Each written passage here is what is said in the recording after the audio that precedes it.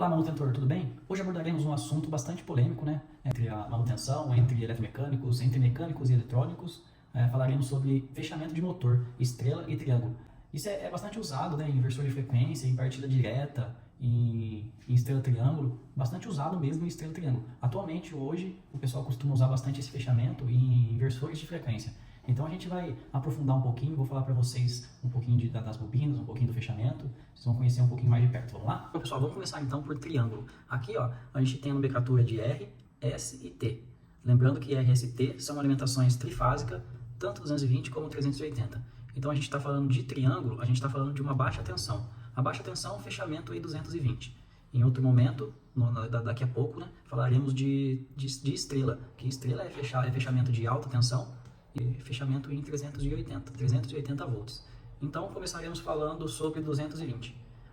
RST, tanto L1, L2 e L3, você encontra em inversores de frequência, em circuitos elétricos, em comandos, a nomenclatura RST ou UVW. Né? Em inversores de frequência você vai encontrar mais UVW, mas para simbologia o pessoal usa muito R, S e o T. L1, L2 e L3. Aqui a gente tem os dois. Então a gente tem o R, o S e o T. Bom, o motor de 6 pontas, pessoal, como eu tinha falado, ele é 6 pontas, então nada mais certo do que 1, 2, 3, 4, 5 e 6. As 6 pontas do motor. Para quem não tem conhecimento mais a fundo, essas pontas que estão numeradas, essas pontas aqui, ó, elas ficam fora da caixa de ligação do motor. Então tem a caixinha de ligação do motor, elas estão essas 6 pontas para fora. Mas o que é esse aspiral? São as bobinas do motor. Então eu tenho 3 bobinas de motor, eu tenho 3 fechamentos. Então se você pegar com o multímetro e medir aqui, ó, pegar com uma ponta de prova.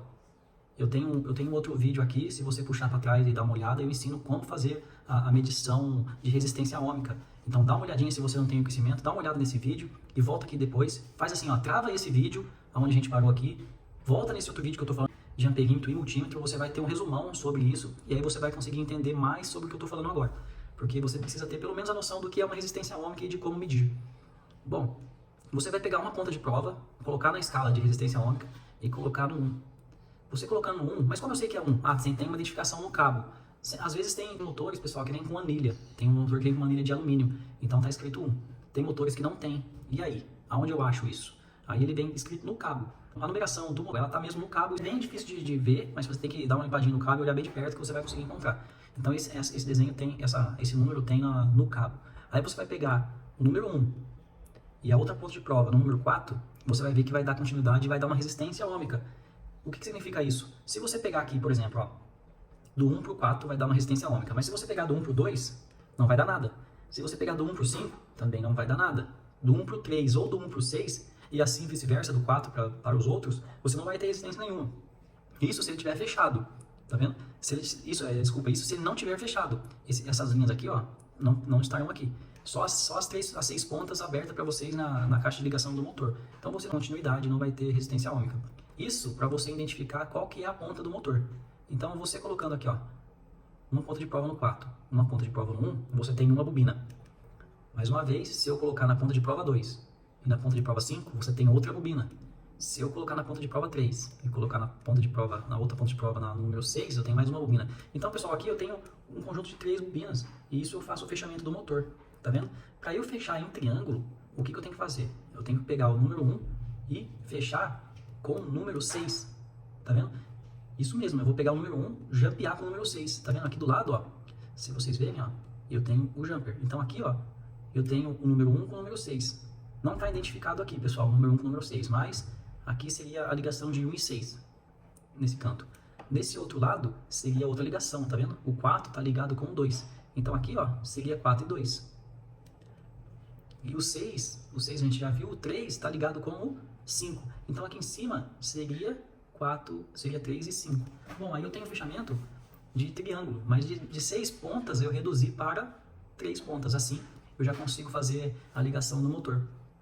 Você já pensou se você não tivesse esse conhecimento? Você ia ligar um motor com 6 pontas como? Não teria como. Se você for ligar de partida direta, você só tem 3 conectores no contator.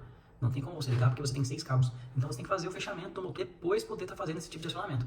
Então dessa forma, pessoal, já está identificado para você como você pode fechar um motor em 220. Essa tensão 220. Fechamento em triângulo. Então, se você pegar a ponta de prova e colocar aqui no 3 e colocar no 6, e aqui não der continuidade, não der resistência ômica, essa bobina está aberta. Nesse caso, o motor vai estar trabalhando, suponhamos que essa bobina aqui ó, esteja aberta. O motor vai estar trabalhando com duas bobinas. O motor parte, Ivan? O motor não parte. Mesmo ele sem carga, ele vai roncar. E por quê? Porque ele não tem potência suficiente para estar fazendo o giro completo do motor. Dentro do indutor, ele fica esperando o campo magnético inteiro para ele dar a volta e mandar o sentido correto para o motor. Quando eu tenho as três alimentações corretas, aí o campo magnético é gerado completo e ele induz o eixo do motor virar. Então aí ele começa a virar. Depois, pessoal, se por um acaso eu quiser inverter a rotação, eu troco o R com o S. E aí, ao invés de ele virar para um lado, o sentido vai virar ao contrário. Então, o motor começa a virar para o outro lado. Entendeu? E triângulo, pessoal, é isso. Eu vou começar a falar para vocês agora sobre estrela. Bom, o fechamento estrela, pessoal, é um pouco mais simples, um pouco mais claro de se compreender. Tá vendo? Aqui eu tenho o R e o ST, que eu já expliquei para vocês. Eu tenho... Vocês veem aqui, pessoal, que o fechamento do motor não muda. A bobina sempre é 1 e 4, a outra bobina é sempre 2 e 5, a outra bobina é 3 e 6. O que muda é a forma de fechar. Tá vendo? Aqui eu estou fechando em alta tensão, eu estou fechando em 380. Tá vendo? Estou fechando em 380. Então o que eu estou fazendo? Eu estou pegando o lado, uma extremidade da bobina, 4, 5 e 6, e estou jampeando. Esse jumper aqui, ó, 4, 5 e 6, ele está exatamente aqui, ó, 4, 5 e 6. As outras pontas, 1, 2 e 3, é a alimentação. Lembra? A tensão nossa é 220 trifásico, 380 trifásico. Então eu tenho uma fase aqui, 220, uma fase aqui, 220, uma fase aqui, 220. Mas você acabou de falar que é 380, como é que é 220? Pessoal, naquele vídeo que eu mostrei para vocês sobre diferença de potencial, vocês vão ter que dar uma olhadinha lá para vocês compreenderem isso também. Diferença de potencial. Se eu pegar essa fase com essa fase, eu tenho 380. Mas se eu pegar só essa fase, eu não tenho 380, porque aí eu tenho uma diferença de potencial entre essa fase e essa. Então, por exemplo, se eu pegar essa fase e jogar aqui, que é 1.0, essa diferença aqui vai dar 220. Essa diferença aqui vai dar 220. Essa diferença aqui vai dar 220. Então, uma fase é 220. Duas fases, 380.